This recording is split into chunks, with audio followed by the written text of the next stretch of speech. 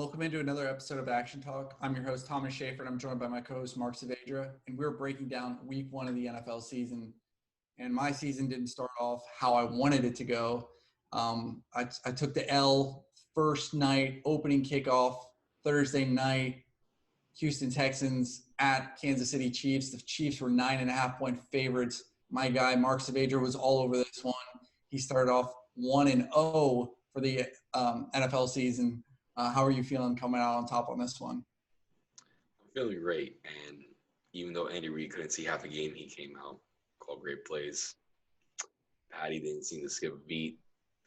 Paycheck in hand, ring in the other.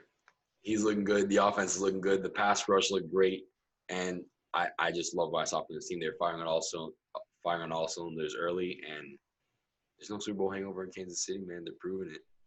Don't sleep on those Chiefs if you think that, they're not going to repeat. Look out, man. They might have something to say about that. I don't know what you're saying because I have the Chiefs going to the Super Bowl. So are you trying to put words in my mouth? Talking to the public.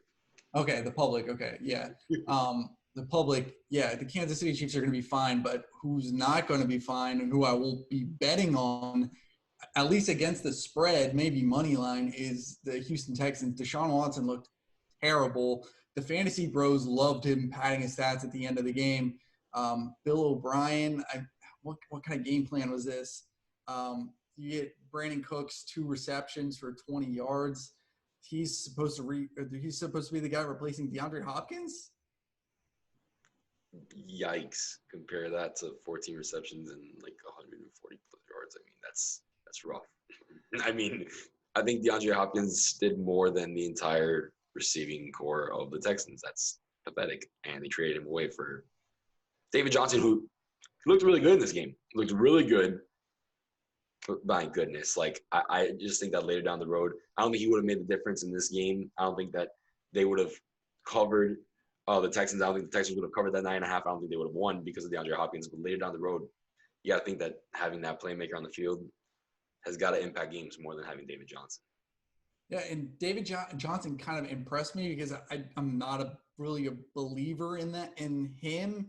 He's only had one really good year since he's been in the league, and he's kind of been holding on to that.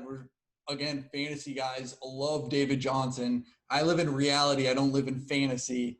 So, yeah, the trade was awful, but David Johnson kind of wasn't bad.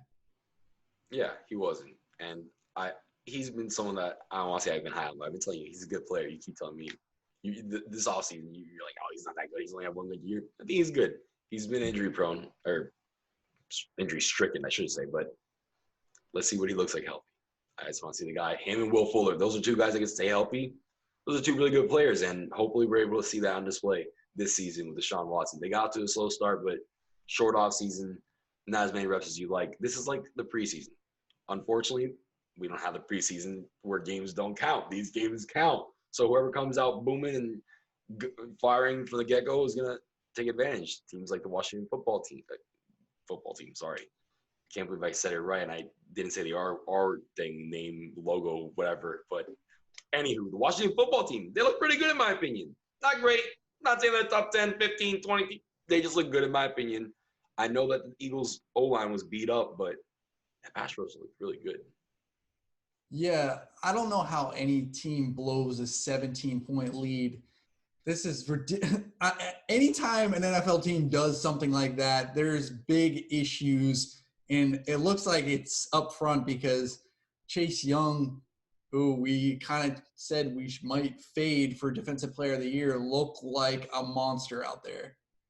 Yeah, his odds are definitely going to be dipping now towards negative minus money, whatever. Because if he puts on another couple games like this, if you think Chase Young's your pick, take him now because, like I said, if he has like 2 or 3 more games like this, he's not going to be at plus 200 or 250, wherever he was a couple weeks ago. So get on that now if you wish. I'm still going with my guy, Isaiah Simmons, and that's another team that big underdog that came out with the upset. I mean, Kyler Murray and the Cardinals, like we touched on earlier, DeAndre Hopkins, they're looking good. And the Niners, not so good. Yeah, this wasn't one of the games that I really had in my parlays. I think I had them in like my 12 team as like a money line. So yeah, obviously I took the loss there, but this wasn't one that really hurt me. Wow, how about you? Is this something that you were hammering, or I didn't is hammer it. it seems a little personal? Yeah, I mean, it was a little personal. I did have a $15 bet to win like 2,700. Involved like Heat game from weeks ago, Tampa Bay Lightning game from weeks ago, a little total, bunch of stuff, right? Had all my NFL games right, need the Niners to win. Wait. So that was the one That was the team. last leg. That was the last Oh leg. my Yeah, god! yeah. You're And let probably me be. It was a $14.75 bet. I don't know what was going on in my account. I don't know if I had bonus funds. I don't know why I did that weird. Obviously, I was low on funds, but that $14.75 bet. oh man, go. You should have hedged. I know it's hot. Hindsight's easy, but Yeah, hindsight's always 2020, right? I mean, Thomas, and then the thing is they go up 10-0 early, and I see the live line go up to 18.5. I'm like, oh, Niners are going to blow them out of the water, right? Here I am, out of 14.75 plus 27.13, wherever the hell it was. F me, right? yeah, that's rough, man. I didn't have anything crazy like that really screw me over, but one of the teams that screwed me over were the Tampa Bay Bucks going on the road to New Orleans. I just really liked them as an underdog, and then I checked the live lines, hopped on Bovada right before kickoff, so it wasn't live lines, but right before kickoff, and I saw that the money line went up to plus 165, and I think I got it at plus 135 or 45, something like that. I'm just like, uh-oh, that means people are betting on the Saints, and I got scared, and they took it to them. Yeah, and the whole game, the Bucks just showed that they didn't have the reps they needed. I know Tom Brady was not afraid of COVID. He said, we're going to go meet up in a high school, in a ditch, anywhere on a beach. We're going to get reps. But practice is not the same as game reps. There's nothing that compares to that. And we saw it early. Mike Evans and Tom Brady had a miscommunication, resulted in a penalty, in an interception. And then later on in the game, Brady threw a pick six that was very questionable. I'll leave it at that. But yeah, they just show that they need reps. I'm not gonna call him a system quarterback. I'm not saying he's falling off the cliff. They need reps. This offense has a lot of talent, a lot of firepower. It's coming. They just need some time. I would agree. I'm a Brady guy. I just get this out there. I'm a Brady guy. So Over Rogers got myself okay. So yes, he didn't play great. Made some great throws, but he was thrown under the bus by his own coach after the first game. Bruce Arians comes out and says, "Yeah, they didn't do anything. The Saints didn't do anything that we didn't expect them to do. Expect Tom to play a little bit better." I'm paraphrasing, of course. And I'm just sitting here like, are you kidding me? The game script, their first drive was great, throwing nice, beautiful passes down the field, even snuck it in. If you had him first touchdown scorer, that would have been juicy. And so that's the game script. What happened after that? The pass rush was coming in. They couldn't run the ball. You're just going to blame Tom Brady? What did they average? I don't know the stats, but their rushing attack was garbage, and they were getting destroyed on the O-line. What's he supposed to do? Yeah, and I mean, they just didn't have much going. Like you said, like the play calling was just not there the whole time. It seemed like they didn't have anything they wanted to stick to or like they didn't have like a true identity really. And I mean, you thought with their stable backs, they had just gotten Fournette, they had Shady. Like you thought maybe they were gonna start running. Like you said, they didn't. Garbage. All of them garbage. Yeah, garbage. They didn't. Garbage. I'm But not breaking my words because I did think that I told you Leonard Fournette is gonna be a great signing for them. He's gonna be their bell cow, and I mean, it's week one. Overreaction. It's week one, but come on. What we need to tell Bruce Arians, it's week one. Relax, maybe adjust your game plan. If you say they're not doing anything that we expect, then do something different because this isn't working. It's not working. The first drive of the game worked. the rest of the game didn't. And how long did it take to get Mike Evans involved? He is dealing with a bit of a hamstring issue, and that's why they haven't gotten the same amount of reps that they need relative to everyone else, him and Brady. But I mean, yeah, it is hard. Like you said, they need to involve him earlier. Another thing is like I was watching the game. I'm like, when are they going to get like Gronk an attempt, like a reception? And you know what they tried with him? A tight end screen.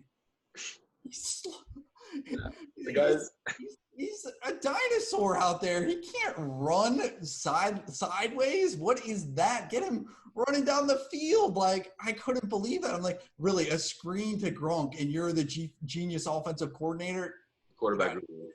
Quarterback guru, whatever you want to call Bruce Arians. Get out of here. I mean, you tell how I feel about him. I mean, he didn't have such a good day, but Steelers had a pretty good night. I like to think so. Start off very shaky. Wait. They were winning Super Bowls in Pittsburgh because of the defense, not the offense. Let's get that straight, man. Yeah, Ben did not play well in the Super Bowls.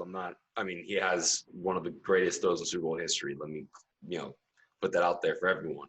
But yeah, Ben wasn't good in there. But I'm saying that the Steelers had a good day. I'm saying the Steelers had a good night on Monday night. That's what I'm talking about, man. Obviously, very shaky at first, and no pun intended. I quite literally told this to Thomas earlier. I was trembling when I saw Ben Roethlisberger missing throws behind the line of scrimmage, missing his checkdowns. I'm like, man, this is scary. And then I see him hit Chase Claypool, which, yeah, nice deep shot and whatnot, but that was a lot of the receiver, a lot, more so than it was a good ball, and I was just shaky, but I'm very happy with the outcome. The defense looked great. Muff punt is the only reason why the Giants ended up scoring that field goal in the beginning, but defense looked great from the gate, man. I mean, impeccable. Obviously, not that good of an opponent in the Giants, but I'm impressed. Sorry, I had to just go on a rant. I had to wear my Steeler polo, man. I'm heights. Football's back, man. Oh, sorry.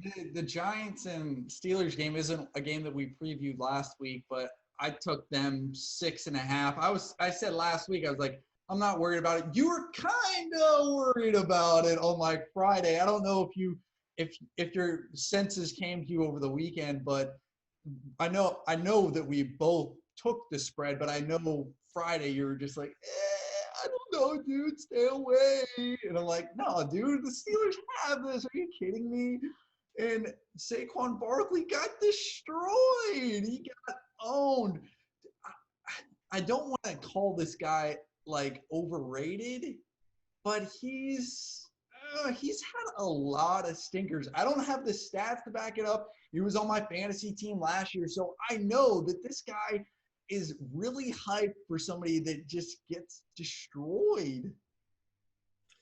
I can't really blame him when I saw him getting swallowed up, like with 2-3 guys around him, like yards behind the line of scrimmage, like 3-4 yards. I mean, dude, there great running backs get that every week, every year. I mean, it's. I'm not just talking about this game. I'm talking in general. I know, and you're talking about generational greats and things like that. I understand. But, I mean, this is a ferocious front, and I'm not just saying that because this is my team, but this is an absolutely ferocious front that he was facing. So this isn't what I'm saying, though. I'm just saying, as a whole, I have seen him have a lot of stinkers to be this old generational talent. I'm just impressed by the quads, man. I need that guy's leg workout. I wish I had those. And the guy's just he came out. The game was, in my opinion, over at that point, but he just started jumping over people and getting crazy. But he just wanted he had something to prove. He wasn't going to get many touches, but he was like, all right, I gotta have a highlight. I gotta end up on ESPN somehow. And just started doing those little Super Mario stuff. All right, so let's move past your team. Let's go to my team. I took the L here. I had them spread, had them money line. This was another team along with the Bucks that I sprinkled them all throughout my parlays, and it just looked bad. I think me and you would agree that consistency really looked like it was the number one factor in wins and losses this week. And the Packers haven't had turnover in the offseason, but they really didn't gain anything. They didn't. their first two picks, AJ Dillon, if he was a third rounder or whatever, but or what's the guy's name? Jordan Love. They didn't do anything in the game, and they still destroyed the Vikings. The Vikings rebuilt the secondary, and it got destroyed, smoked. And the big issue was zero pass rush on Aaron Rodgers. This guy was playing 7-on-7 all game. Nobody's been better than him, than maybe Patrick Mahomes in the last 20 years if you were to pick somebody up for 7-on-7. So if you're getting no pressure on Aaron Rodgers, it's over. Yeah, and a lot of people are overreacting and jumping on the Aaron Rodgers train now. I said it last week. I think he's going to come out with something to prove. But like you said, it's a rebuilt defense. So they didn't have Danielle Hunter. They have new corners, new duo actually, and it's going to take some time. I know Coach Zimmer's a brilliant defensive mind. I know that eventually is going to. I hate saying this because they just need reps, man. They need time. Like it's such a weird season. But when you have talent like Aaron Rodgers, that's someone that could just wake up out of bed and just throw 400 yards and 4 touchdowns. So he doesn't care about reps or this and that. He's like, all right, give me Lazard and Valdez-Scantling, and I'll make something happen, man. He's that Cali cool guy. Well, they had a lot of big drops in that game, too. This game could have been in the 50s offensively for the Packers, but the Vikings offense didn't do the defense any help. They were on the field for like 15 minutes through the third quarter, the offense. So that means the defense was just out there getting owned by Aaron Rodgers, and up the middle with Aaron Jones. He had a pretty decent game, and it didn't look good. Yannick Ngakoue was invisible. He didn't register a tackle or a sack. I think he had one QB hit. I mean, maybe he touched Aaron Rodgers' butt on that on a good play. I have no idea. I didn't see him, and it was a train wreck. Yeah, unfortunately, Rodgers came out and just unleashed hell on you guys, and it was unfortunate because, I mean, I did bet on the Packers, but you kind of were convincing me after our pod, and I was just like, all right, maybe there's a chance, Aaron Rodgers, maybe, Dalvin Cook's looking good, Thielens looking good, defense is rebuilt. We thought that was gonna be a good thing, but like I said, it might just take some time. I wouldn't be panicking if I were you. You give up a lot of points, supposed to Aaron Rodgers. I'm not panicking. I still think they're a playoff team, but the Vikings always do this. They always have one game where they're just not engaged, and maybe it's because they didn't have preseason, getting these new defensive pieces plugged in and learning what they're doing wrong. I'm sure Zimmer's going to rip them, but the offense was really an issue too. So it wasn't just on the defense. I know I said Deshaun Watson padded his stats at the end of the game, but so did Adam Thielen, so did Kirk Cousins. It was a bad game. And but let's stay in the NFC North since we're already there. And this is where I was right. I wasn't right all the time this week, but I was right here. I took the Bears money line against the Detroit Lions. The Bears came back in the fourth quarter, 21 unanswered points. Yeah, that was definitely one of my bad beats of the weekend. I mean, when I see Matthew Stafford drive down, put together a great drive, there was a nice ball to DeAndre Swift, and just I'm not blaming the game on the guy. He's a rookie. Obviously, it's rough, and he's running back, so don't expect the guy to be, I was going to say OBJ, but I shouldn't even say that's a terrible reference. DeAndre Hopkins, sorry. But, yeah, man, that was a really bad beat for me. I was really scarred from that. And that was early on, too. I was a 1 o'clock slate. So I was like, all right, this is potentially going to be one of those days. And it proved to be a rough one. So that game saved me from losing a lot of money.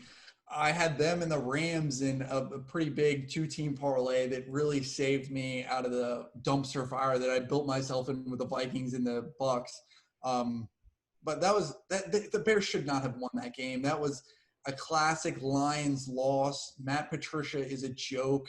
How do you blow that lead in the fourth quarter when you have Adrian Peterson? I know he's 35 years old, but he was averaging 6.6 yards a carry.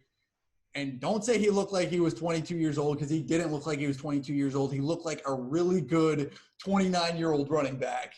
And just feed him the ball and end the game. They tried some 50-yard field goal with Matt Prater and put the Bears in perfect field position to make this comeback. And that was atrocious. And that guy is a joke of a coach. Ouch.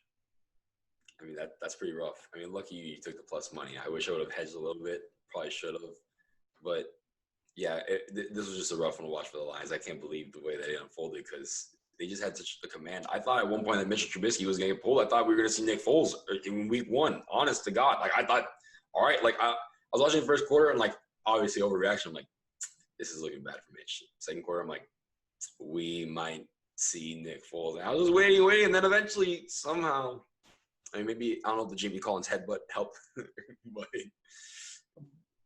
I don't think I was thinking the same thing. Like maybe you put in Foles, but Foles couldn't have made that comeback, in my opinion. I don't think Trubisky's a great quarterback. I don't even think he's a good quarterback. But him being athletic and moving around in the pocket and getting out of the pocket and scrambling, that was the reason why they won. He was the reason why they won and were able to come back. So I'm glad that they did stick with him, because if they didn't, I would have had a real bad weekend. And it's just weird hearing that, right? Like Mitch Trubisky is the reason why the Chicago Bears won a game. And I don't know what happened or who said something to Allen Robinson, but yikes, that's weird, man. When your number one is out there taking off his Chicago Bears stuff and just doing some weird stuff on social media. We've seen this in the past. What are your thoughts on that, man? Like, these guys that just delete everything off their social media, like they're just getting rid of their ex-girlfriend and they're just clearing it to make way for a new mate. It's a joke. Like, why can't these people just grow up? Stephon Diggs did the same thing in the offseason, and they got rid of him pretty quickly. And I think AB's done that before. So and Giannis just did it in the NBA. So it's not just a receiver thing. So I don't know, man. I know me and you were talking about teams that could go after him. Maybe the Colts. Jim Irsay always likes to make moves, and he probably thinks they're a Super Bowl contender or a team that would make a playoff run. I don't. But this we know he's a lunatic. So maybe the Colts. What do you think? I think a good fit is the Eagles. That's the team that they have good receivers that are a little past their prime. And as we've seen the past couple of years, very injury prone. So I think the Eagles should go out and get another youngster, pair him up with Rieger, and have some speed, some true young speed here that's, a little more versatile. Keep Deshaun Jackson around, have Alshon Jeffrey, but they just haven't proven to stay on the field and be reliable. So I would say the Eagles are a good fit. Yeah, that would be a nice fit, I think, especially with the two tight ends they have. And I was also kind of thinking of the Seahawks, but I don't think they would want to give away like draft capital for a receiver. But I do think that would be interesting if they could somehow pull that off. I doubt it. I think Allen Robinson is going to be stuck in Chicago personally. I agree with you, and I think like Seattle would be like a great like Madden move, right? Like if like like cap space wasn't really an issue kind of thing. They definitely do want another receiver. Like they were in the Antonio Brown and Josh Gordon debate for a while and whatnot, like going back between those two in the offseason. So obviously they want help, and I wouldn't doubt they still have interest in Antonio Brown, but they're trying to get help for cheap. So they're not going to want to get Allen Robinson to take on what he's worth. So I would love to see him in Seattle. I love Russell Wilson as my MVP pick, so it'd be great. But I don't see that happening, unfortunately. What about let's go to Seattle, where they played in Atlanta, the Atlanta Falcons, and Matt Ryan had 3 different receivers have over 100 yards receiving, and they still lost. Like, how is that even possible? This guy, Matt Ryan, was my dark horse, if you guys tuned into our preview show, to win the MVP. I know, long shot, 50-1 on it, but he looked great. Defense, not so much, and Russell Wilson dominated. Yeah, my true MVP pick, looked really good. I mean, he dominated a weak defense, and I don't know if we really expected much else from the Falcons defense. And I don't know if we expected this great of a performance, but we expected the Falcons offense to be great and firing. My goodness, 3 receivers with 100 yards. Like, what is that? That is absurd. And just goes to show you, man, this team come out firing. Matt Ryan still got it. People have been sleeping on Julio Jones. Get ready, man. Julio's going to come out. He's going to show that he's still the best receiver in the NFL. Even this guy, Russell Gage, came out and balled out along with the Calvin Ridley. And Tucker really didn't look too bad, but we'll see how long he can last in a full season, you know? Yeah, and hopefully we can see him for a whole season because it's magical when that guy's healthy. But they're going to load manage him and take care of him. I hate that word, that phrase, load manage. But hopefully they take care of him. His replacement in L.A., the L.A. Rams, Malcolm Brown. I know you had him on your bench. He looked great in that the Rams Cowboys matchup. How'd you feel about that game? I know that hurt having him on your bench in fantasy. Well, I did put $1 on him to be the first touchdown scorer, so that was nice. I got $20 there on a $1 bet, so that was a nice little payout. But I thought the Rams looked good. I thought the offense, I don't want to say they looked great, but good is the word I'm going to use for all around, aside from the pass rush. I mean, their pass rush was vicious. And Aaron Donald is just on another, from another world. Like, it's just unreal. But I like what I saw from that defense. Obviously, Jalen Ramsey had a nice acting gig at the end there. But I don't know, man. He was armbarring a little bit, Gallup. Yeah, I do think it was the right call, but I mean, you can't say that Ramsey didn't give it a little NBA flop. You know what I mean? Like, after the push off, he gave a little. I don't know, it was a little unnatural, but it helped get the flag that they needed, and I think there was a push off. Let me clarify, I do think that it was pass interference. The turning point of that game was when the Cowboys were in the Rams territory, and they do a halfback sweep to Ezekiel Elliott on 3rd and 6 when they're playing kind of like a 4-down territory, and then that really kind of goes nowhere. It got a couple yards, and then they throw Dak Prescott goes back and throws it short of the sticks, and that's the game pretty much. I get the pass interference of that bomb really kind of affected it, but I think that series right there, those 2 play calls where you're running with Ezekiel Elliott when you're not playing for a field goal, you're playing for a touchdown at that point, and those are your play calls. Mike McCarthy, what was he thinking? What was he doing?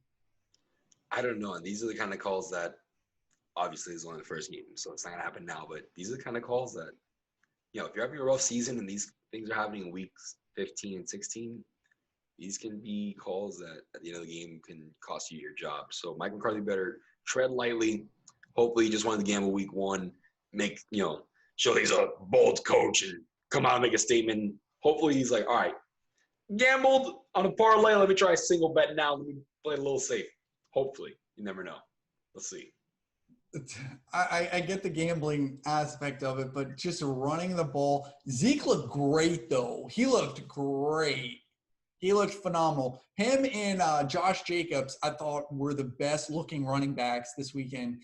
And the Las Vegas Rams, I almost said Oakland Rams. Or Raiders. I'm getting a lot confused. A lot of name changes, changes, jersey change. Everything's all crazy right now. It's hard, bro. It's hard to keep up with. The Las Vegas Raiders went to Carolina. I didn't put any money on this game. I liked the Raiders -3, but that was kind of my lean that I talked to you about in the office. But they went out and beat the Carolina Panthers and Teddy Bridgewater. Yeah, I believed in Bridgewater, so I had the Panthers money line, like them as underdogs. They were part of my underdog parlay. Unfortunately, cracked it, but I really didn't expect so many points. I thought the Panthers defense was going to be a lot better. Personally, I have been ranting and raving too. Thought they killed the draft, and obviously that's something that's going to take time. They're not going to make an immediate impact with their draft picks now, but I thought the top couple of picks could have made immediate impacts that could have drastically impacted their defense. But if the Raiders are scoring that much on you, I'm a little concerned for the Panthers, especially in that division. Well, another coach that made, in my opinion, a terrible decision. 4th and inches, you give it to some no-name fullback, game on the line, when you got your multi-million-dollar running back in the backfield. It might be the best running back in the league, and you're doing a fullback dive? What am I playing, a 12-year-old in Madden? Yeah, that was ridiculous. Like, especially one, he is the best running back in the NFL. And when you just have someone that's so versatile and can do so many things for you and like make something out of nothing, fullback dive. Really, you're just gonna commit to just hitting one gap and that's it. Just pounding it. Like, I don't know, man. Not a good. This is an NFL defense, and you're doing a fullback dive. That was absurd. That was probably the worst thing I saw all weekend, honestly, in my opinion. And I saw a lot of bad things because I made a lot of bad bets. I don't know. I think the worst thing I might have seen was Joe Burrow driving, looking like, hey, this guy's ready for the NFL. This guy's ready, make some noise. And puts his team in position to at least tie the game with a field goal. And of course, what in Bengals fashion, their kicker pulls his hamstring mid-kick and misses it. Like, what? Are you kidding me? What? How is that not the worst thing you saw? I love Joe Burrow. Like, that was horrible. I thought, all right, good. He's going to OT. He's got ice in his veins. Joe Cool's going to come out, catch a dub in OT, smoke a cigar post game. And really, a kicker just. That was awful. I know you're not a fan of It's Always Sunny in Philadelphia, but there's a scene in It's Always Sunny in Philadelphia where Deandra punts a football because she's trying to make the Philadelphia Eagles, and she shatters her foot. And that's what it reminded me of. And I was just like, I felt bad for the guy, but I'm just like, this is, like you said, the most Bengals thing to happen in so long. Yeah, man. It was very unfortunate for them. Very unfortunate for Joe Burrow. And he's already made his NFL meme, his first NFL meme. I mean, now we're going to see him. It's not a great meme, but they had to get something, right? Like, the media is hungry for something. So we got our first Joe Burrow meme. There you go. And I thought Tyrod Taylor looked bad in that game. I'm not, like, I think I said on our preview show that I'm not high on the Chargers. Tyrod's just a backup quarterback. I don't know when they're going to let Justin Herbert get into the game. I know there's no preseason, so he can't really get any game reps until he's literally in the game. So I don't know, man. I think it's going to be a rough time, especially if you have any of those guys on your fantasy team. Austin Eckler, Keenan Allen, good luck.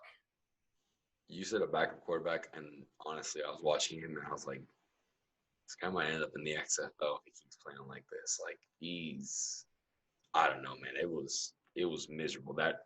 Tyrod Taylor's performance might be the second worst thing I saw this weekend. So put that right behind the Bengals' blown field goal at the end there.